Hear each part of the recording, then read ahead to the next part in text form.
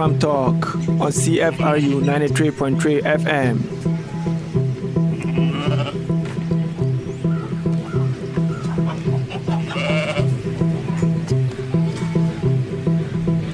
Welcome to another edition of Food Farm Talk, where we celebrate food and honor those who champion the cause of food in society.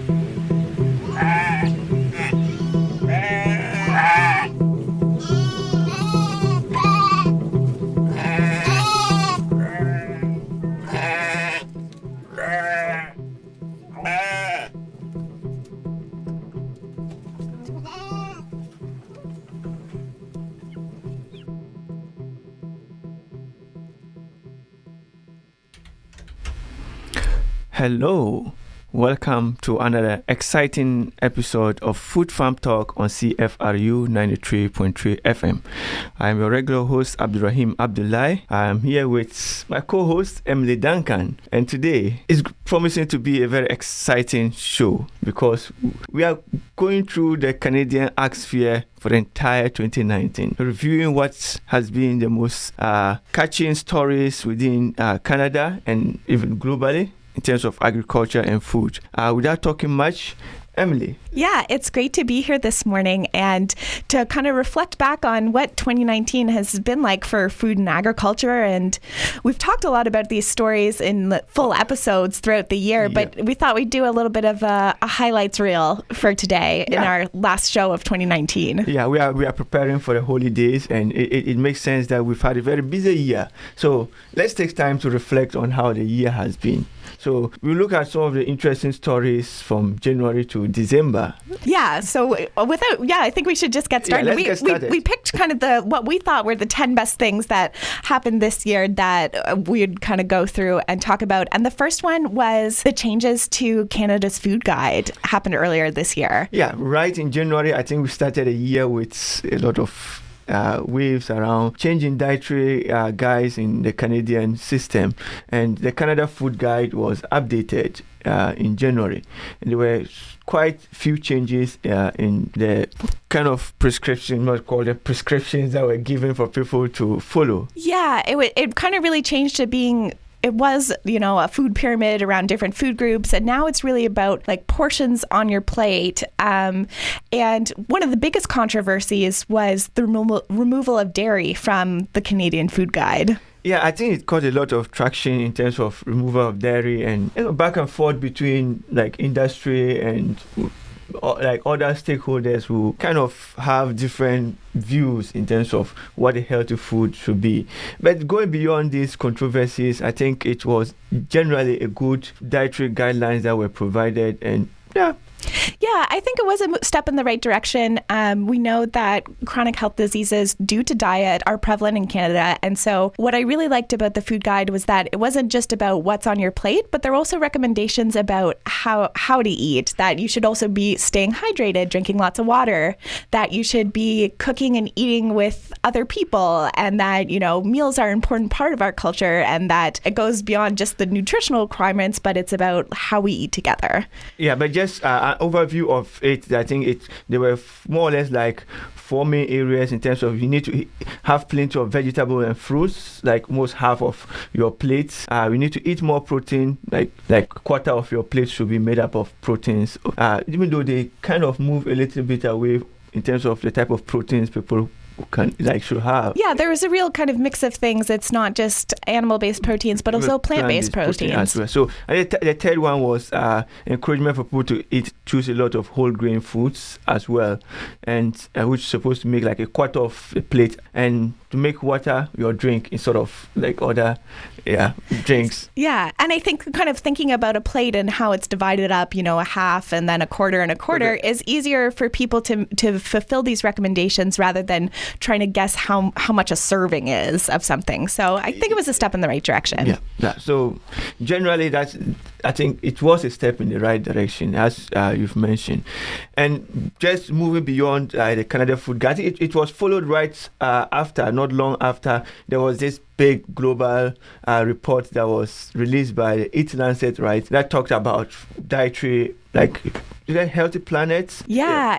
And so this is a little bit different. The focus of the EAT-Lancet report was less so much on, nutritional requirements, but how to eat a sustainable diet, a diet for a healthy planet. And so they really kind of took into account the carbon footprint of the different things that people are eating. And the recommendation there was to eat drastically less meat. I mean, essentially the EAT-Lancet report came out with saying that people should be following a relatively vegan diet. And this was quite controversial as well. This was quite controversial because, as you mentioned, it kind of moved a little bit away from meat, and it placed a lot of emphasis on plant-based diets. And definitely there was some backlash in terms of industry, like protein, like meat-based protein industry as well. But generally, the EAT-Lancet report focused more on both like human and planetary health. So how do we maintain the health of the planet more, as we mentioned, reducing the carbon footprint, and as well as do it in such a way that it has positive implications on human health as well. So I think the focus of that was just eating more vegetables, fruits, whole grains, legumes, and nuts, which was like a very key element in the EAT-Lancet report. Yeah, and overall, I felt like I agree with the recommendations of the EAT-Lancet report that we, in Western diets, we do need to reduce our meat consumption because it is having a huge carbon footprint.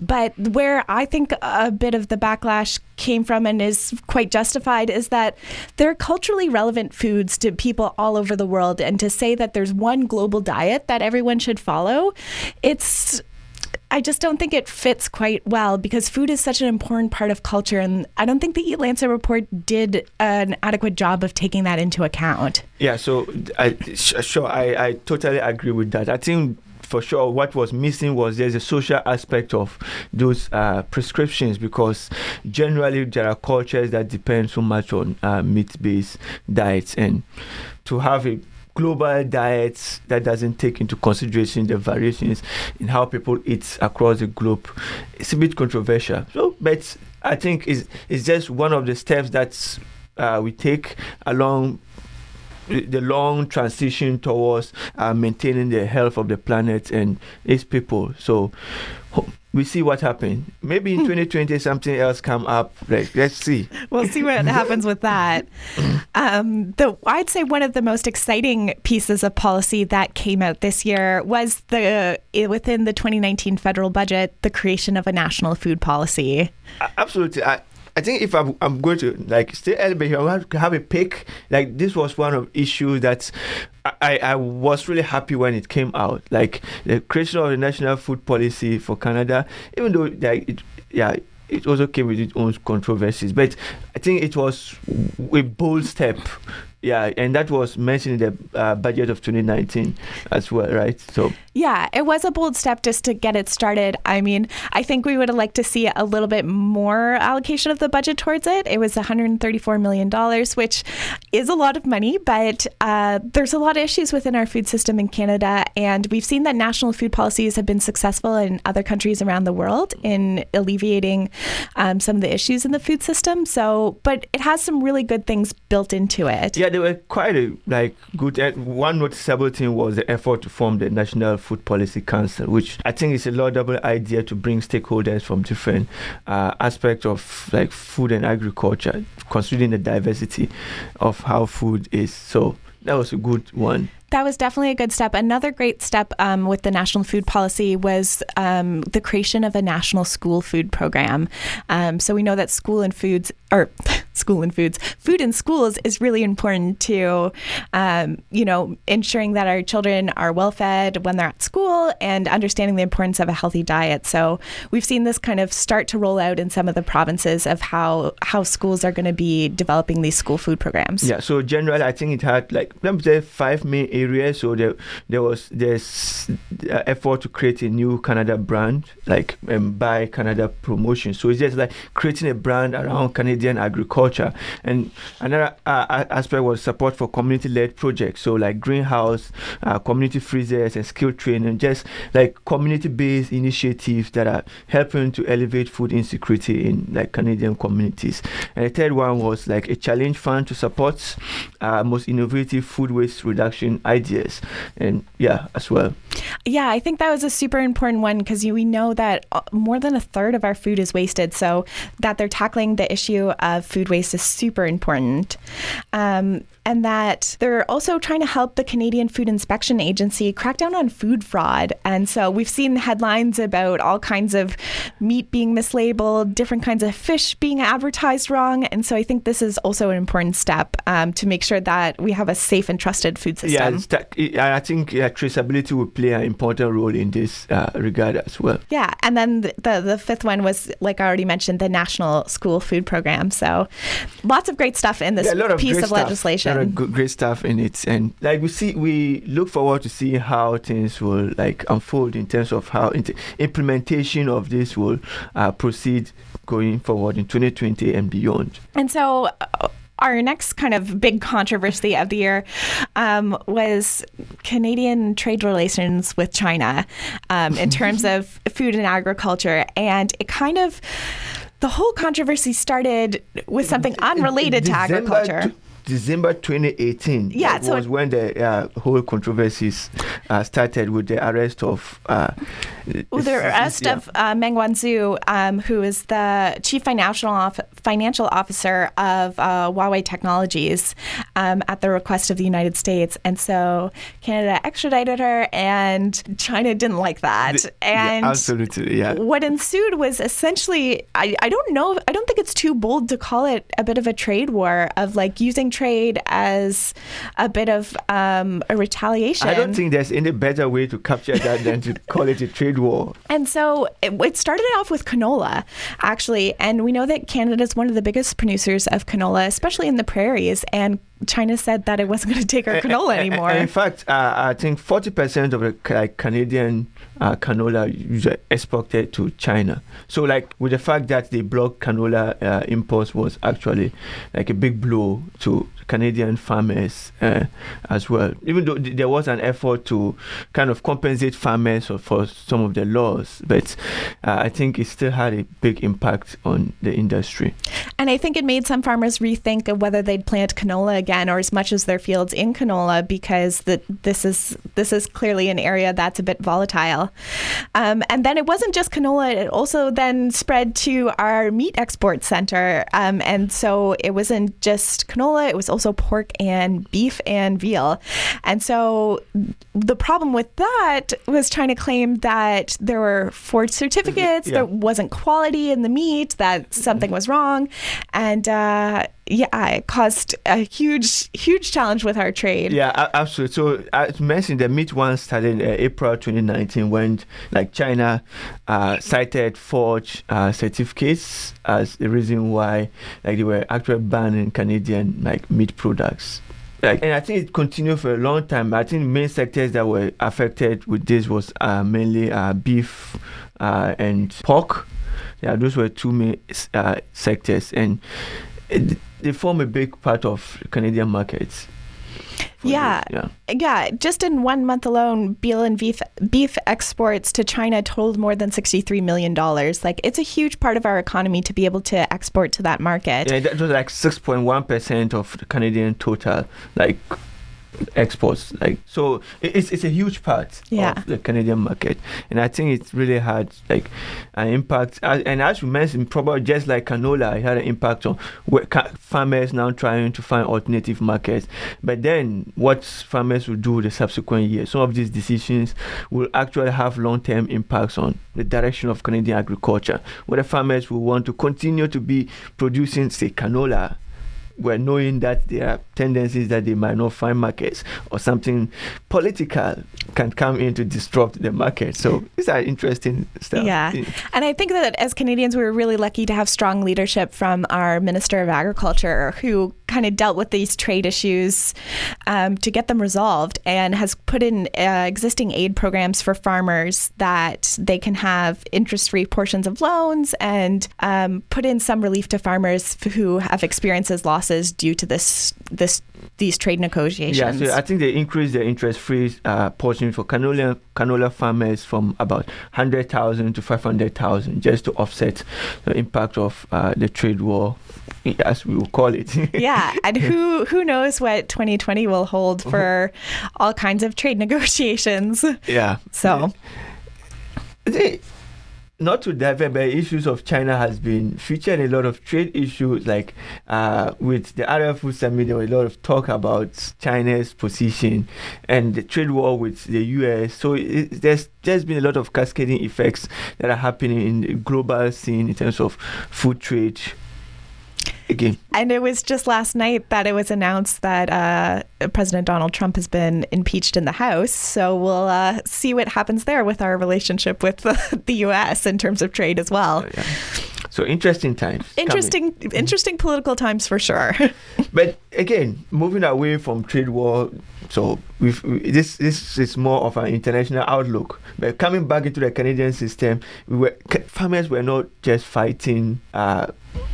Let's call it enemies from outside. There were times that he had issues with people from inside, and one of these instances was the carbon taxing, right? The carbon tax has been definitely an issue that's been in the headlines in 2019. And, with our previous provincial government, we did have a carbon pricing scheme that was going to be in place. And then Doug Ford was elected as the Premier of Ontario, and that was scrapped. And then the federal government came in and decided that everybody needs to have some kind of carbon scheme in place. And so the carbon tax came into Ontario. So, I think people in Manitoba, Ontario, Saskatchewan, and New Brunswick were enrolled into the federal carbon tax scheme, and there were a lot of controversies in it. But you can talk more about this in terms of what does it apply to and what is excluded, and the potential ways it actually might affect farmers. Yeah, so just regular consumers are going to be paying more at the pump for gasoline, but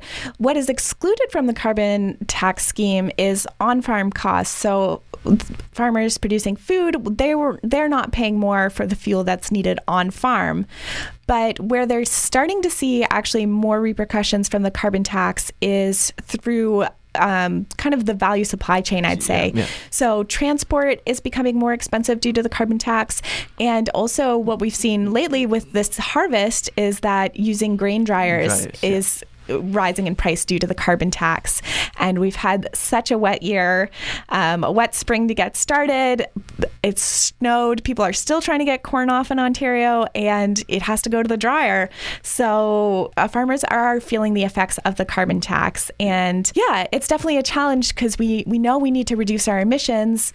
We've seen the carbon tax be really effective in provinces like BC, but also farmers are feeling it from all sides all the time. So how can we achieve both these goals without hurting the bottom line of the people who are producing our food? Yeah, so I think these are discussions to carry forward as the carbon tax implementation continues. So with time, I'm sure we'll be able to find trade-offs in terms of what to include and what to exclude, and how to make sure that everyone benefits without actually hurting our farmers. Yeah.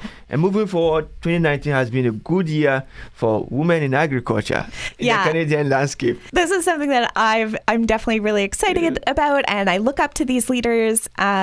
We saw that we had the first female federal minister of agriculture, Marie-Claude Bibeau, and her leadership through this kind of trade negotiations with China has been amazing. And then we saw another woman take a strong leadership position in Canada, with the Canadian Federation of Agriculture. Mary Robinson? Mary Robinson is now the director. So women have always played an important role in agriculture, and I think it's important that we're making strides to see them in leadership roles. Yeah. So I think that's a very commendable step, and I think 2019 will be remembered for some of these bold steps in terms of having the first Minister of Agriculture, female Minister of Agriculture, and the first female President of the Canadian Federation of Agriculture. These are good things that happen in the year. And back home, we've had our host city. Some big local news in Guelph this year. It's been a really big year. Guelph won the Smart Cities Challenge. Yeah, so May 2019, Guelph won one of the four categories of the Smart City Challenge with the proposal of circular food economy, which was very impressive, and they won $10 million to be able to implement various projects in terms of making the food system out around the city is more circular, reducing waste and making sure that things cycle back into the system. Yeah, Infrastructure Canada put out this challenge to cities across Canada that how can you solve a social problem with a technical solution? And Guelph really worked hard to put together an amazing application that was all about the circular food economy. And it has 3 really important goals. And they call it 50-50-50 by 2025. Yeah, so 50% increase in access to affordable, nutritious food, 50 new circular food businesses and collaboration opportunities, and 50% increase in economic revenues by reducing or transforming food waste. So this is, I would say, it's an all-encompassing area, and I think it was really a really great proposal, and we are happy that it went through and Guelph was successful in obtaining this money, and we see what happens going forward. Yeah, I'm excited to see what new projects, what new businesses roll out in the Guelph community in the upcoming year due to this big win. Yeah, so look out for Guelph in 2020 and beyond. And again, another internal issue that have had an impact on the agriculture sector. Also in the last month or so. We're headed towards the end of 2019, and this has been a fairly recent issue. Yeah, the CN Railway strike. More or less like an organizational issue, but it had very big impact on the Canadian agriculture sector. Can you tell a little bit on what is CN Rail is and their role in agriculture? Yeah, so I think a lot of Canadians sometimes forget that the railway across Canada is super important. It's how we get our products to international markets. And the workers went on strike. They were represented by Teamsters Canada, and they were essentially bargaining for, safety, wage increases, kind of the normal things that workers go on strike for. And what it did is put a halt to grain shipments in Canada, and Canadian farmers, it was right at the time of harvest, and they're trying to get grain off and they're trying to get it shipped to these markets, and the railways weren't functioning, and it caused a huge backlash. We saw multiple headlines about it, and in Quebec, grain farmers were dumping corn on the steps of Justin Trudeau's office, and farmers were mad about this. But luckily, the negotiations went through, and between CN Rail and Teamsters Canada, and the strike ended fairly quickly. But it definitely had an impact on the agricultural sector. Okay, that's a very good summary of what happened. Again, moving forward, I think we're going to look at a few issues that happened towards the end, but that have an outlook into 2020. And it moves us into what 2020 might be. One important issue has been a local issue here in Ontario with Security from Trespass and Animal Safety Act, which I think earlier this month as well. So, and this is a new legislation that might pass in spring 2020, but the legislation is trying to protect animal farmers from trespass, and mostly from activists that try to push the boundaries beyond. Yeah, and I think this is super important because in visiting a dairy farm actually earlier this year, I spoke with a farmer, and she was really concerned because earlier this year, an activist group had threatened to come on their farm and steal one of their cows. They had to have police presence on their farm for several days, and actually the activist group wound up stealing a cow from a neighboring farm. And, this puts animals at risk. This puts, this isn't a job that farmers should have to do. They're busy taking care of our land, producing food.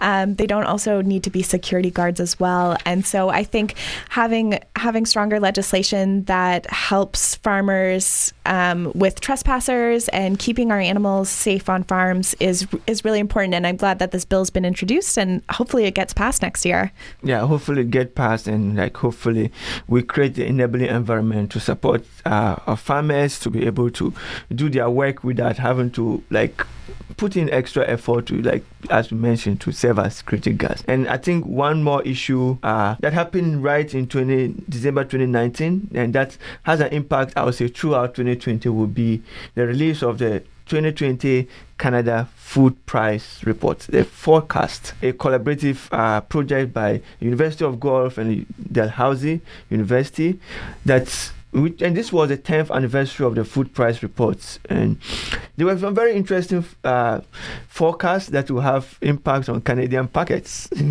Yeah, and so unfortunately for next year, Canadians can expect to see a 2 to 4% overall rise in food expenditures. Yeah, so that is against last year, which we expected 1.5 to 3.5% in increase. So generally there's an increase again from 2% to 4% rise in food prices.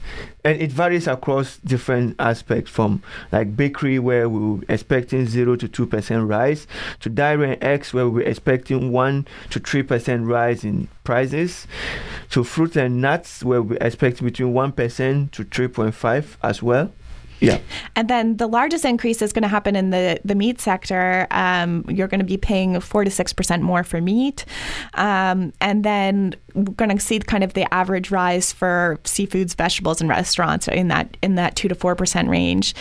And this is super important because we know that 1 in 8 households in Canada is food insecure. So even this small percentage rise is going to be a huge impact on these families. Yeah, and there's been a lot of discussion about some of the causes of this food insecurity, and we know income is a big factor in food insecurity in the Canadian landscape.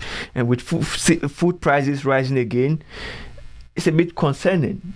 But let's see if there are ways that we can cushion lower income families to be able to cope with these changes. That will really be good. Yeah. And so those are kind of 10 main highlights of the year for 2019.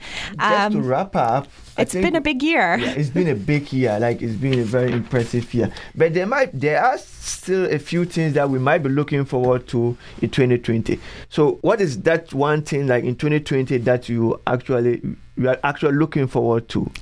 I'm excited about the announcement of who will be on the Canadian Food Policy Advisory Council. I think once that Policy Advisory Council comes into play, I think we'll see better governance around our food system in Canada.